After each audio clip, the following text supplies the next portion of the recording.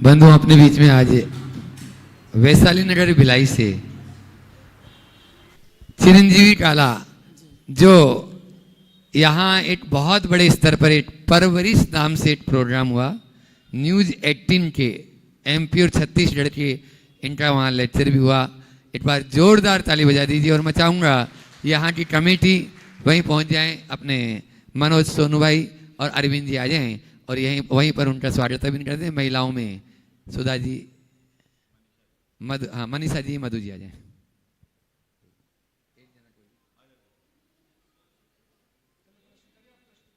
आप सवाल करिए जब तक। हाँ, आप प्रश्न करें और उसके बाद में रमेश जी नायक अपर आयु। नमस्ते महाराज जी, इच्छामी सुलग जी। मेरा प्रश्न ये है कि मैं चिरंजीव जैन वैशाली नगर भिलाई से। मेरा प्रश्न ये है कि अभी वर्तमान में जो मेंटल हेल्थ को लेकर युवाओं में, बल्कि हम कहें तो बच्चों में, अब ये बच्चों तक ये बात आ गई है डिप्रेशन को लेकर, और ये सारी व्याधियां जो मानसिक व्याधियां उत्पन्न हो रही है, इसमें सारे समाज शामिल हैं। और देखा जाए तो हम भाग्यशाली हैं कि भारत एक युवा देश है। हमारी 65% आबादी 35 साल से नीचे की है।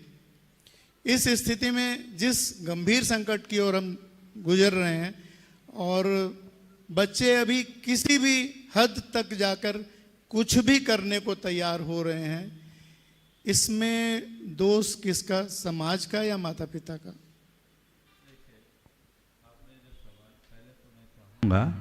एक बार चिरंजीवी जी का जोरदार सम्मान कर दीजिए, आप लोग कर दीजिए। अच्छी बात है, इन्होंने पेरेंटिंग के क्षेत्र में काफ़ी अच्छा काम किया है और निरंतर काम कर रहे हैं। और कल भी इन्होंने एक प्रस्तुति दी, कल भी ये मेरे पास आए थे, कुछ परामर्श भी लिया था। आज आपने जो सवाल उठाया, हम इसकी जड़ में जाए। इसकी वजह क्या है? इसकी सबसे बड़ी वजह है कि हमने बच्चों से उनका बचपना छीन लिया। बच्चों का जो भावनात्मक विकास होना चाहिए वो नहीं हुआ। और जब व्यक्ति भावनात्मक रूप से रुग्ण होते हैं और बौद्धिक रूप से प्रखर हो जाते हैं, तो इस प्रकार की समस्याएं सामने होती। माँ बाप को चाहिए कि बच्चों के साथ उनका बचपना लौटाएं, उन्हें भावनात्मक रूप से अपने साथ जोड़े। माँ बाप का भावनात्मक रिलेशन होना चाहिए बच्चों से।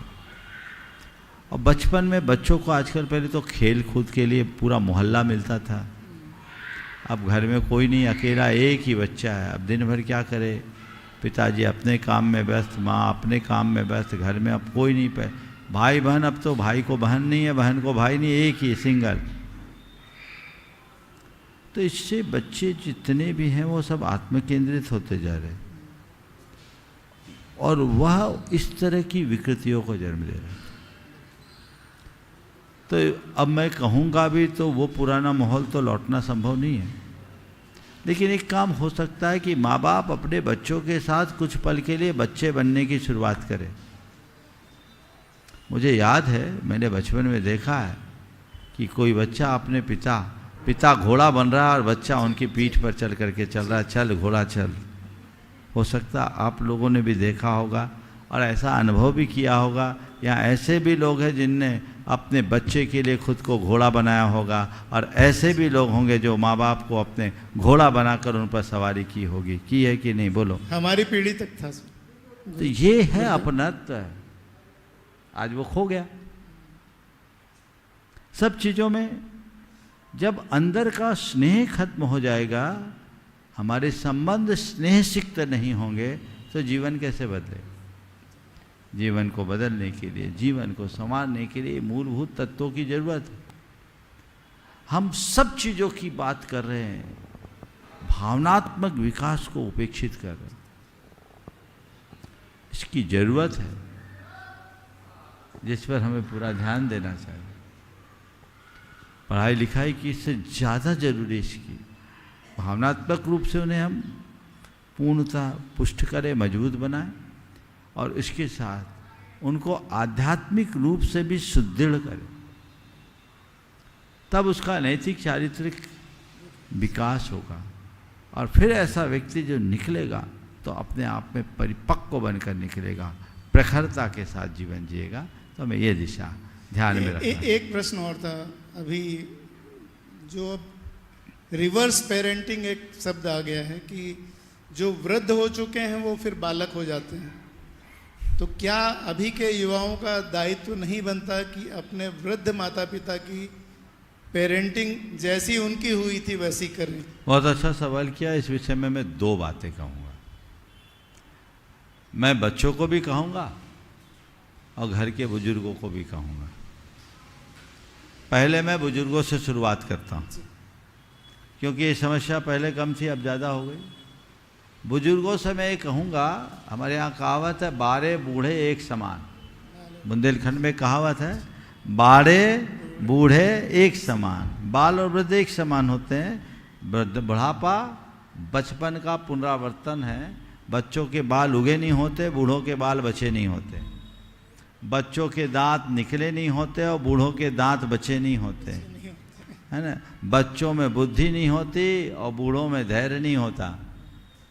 बच्चों में बुद्धि नहीं होती, बूढ़ों में स्मृति नहीं होती। बच्चों में भी शक्ति नहीं होती और बूढ़ों में भी सत्व नहीं होता। तो बहुत सारी चीज़ें, बच्चे भी किसी के सहारे चलते हैं तो बूढ़ों को भी सहारे की ज़रूरत होती है।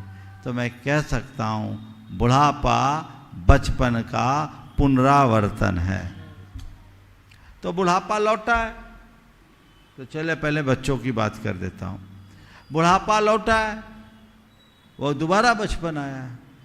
तो हमें चाहिए, जो बच्चे हैं उन्हें चाहिए कि ये सोचे कि मेरे घर में एक बच्चा और आया। अभी कुछ दिन पहले की बात, एक सज्जन जो मुझसे बहुत जुड़े हुए हैं, दिल्ली में रहते हैं, उनके पिताजी वो विस्मृति के शिकार, स्मृति भ्रम जो डिफेंसिया होता है, उसके शिकार थे। तो उन्होंने, उनका पोता भी था और उनके पिताजी भी थे। उन्होंने कहा, महाराज जी अभी हम अपने घर में 2 बच्चों का पालन कर रहे हैं। हमने कहा, क्या कह रहे भाई, पोता तो एक ही, ट्विंस हुआ क्या? बोले नहीं महाराज जी, मेरा पोता जैसे बच्चा है, आज हमारे पिताजी की भी वही दशा हो गई महाराज जी। उनको कुछ शुद्ध ही नहीं रहता, उनको हमें समझाना पड़ता है और हम बहुत केयर करते हैं। तो ये समझ होनी चाहिए। किसी के साथ भी किसी तरह की स्थिति हो सकती है।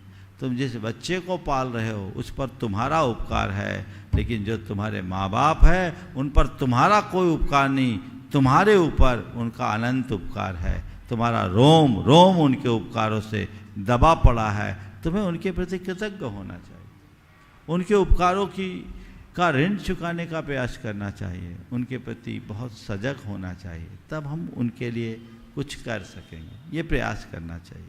तो हर माँ बाप के प्रति बच्चों को पूरी तरह से समर्पित होना चाहिए और उनकी सेवा करने का प्रयास करना चाहिए।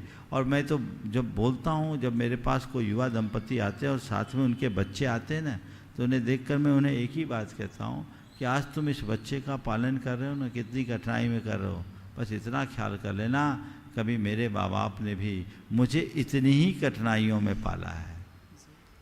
मेरे माँ बाप ने भी कभी इतनी ही कठिनाइयों में पाला। आज तो साधन बढ़ गए, तुम डायपर लगा के बच्चे को आराम से घूमते हो। पुराने समय में तो तुमने न जाने कितनी बार माँ बाप की गोद गीली की, उनके कपड़े ख़राब किए, उनके बिस्तर गीले किए, लेकिन उसके बाद भी उन्होंने बड़े प्रेम और आत्मीयता के साथ खुद की सफाई बाद में की, तुम्हारी सफाई पहले की। तो उनके प्रति कृतज्ञ बनो। जब ऐसा भावनात्मक दृष्टिकोण होगा तो जीवन बदलेगा। अब मैं आता हूँ बड़े बुजुर्गों के लिए। मैं उन सब से कहता हूँ, हमारे यहाँ जो आश्रम की व्यवस्था की गई, ब्रह्मचार्य आश्रम, गृहस्थ आश्रम, वानप्रस्थ आश्रम और संन्यास आश्रम, तो वानप्रस्थी बनने की कोशिश कीजिए। आप बुढ़ापे के दहलीज पे पाँव रखते ही सावधान हो जाइए और एक बात तय कीजिए कि अभी तक मैं जो जिया वो दुनिया के लिए जिया, अब मैं अपने लिए जीऊँगा। एक सज्जन थे जो हमेशा हमारे साथ, बाबा जी थे, शांतिलाल जी बाबा जी, वो कहते थे कि जिस दिन बाप के चप्पल बेटे के पाँव में आ जाए, बाप की चप्पल बेटे के पाँव में आ जाए, उस दिन बाप को समझ लेना चाहिए मेरे घर को संभालने वाला दूसरा आ गया, अब मुझे अपने आप को संभालना है। ये दृष्टिकोण आध्यात्मिकता की तरफ मोड़िए, धर्म ध्यान समाज सेवा और आत्मकल्याण के मार्ग में लग जाइए। आप कभी अशक्त नहीं होंगे, तनाव मुक्त जीवन जिएंगे तो आपके अंदर वैसा उत्साह निरंतर बना रहेगा और आनंद के साथ जिएंगे, नहीं तो दुर्गति के पात्र बनेंगे। मैंने ऐसे अनेक लोगों को देखा है जो शेर की तरह जिए हैं और कुत्ते की तरह मरे, कोई पूछता नहीं अंत में। तो मैं तो चाहता हूँ शेर की तरह जियो हो तो शेर की तरह ही मरो, ये तुम्हारे जीवन की उपलब्धि हो।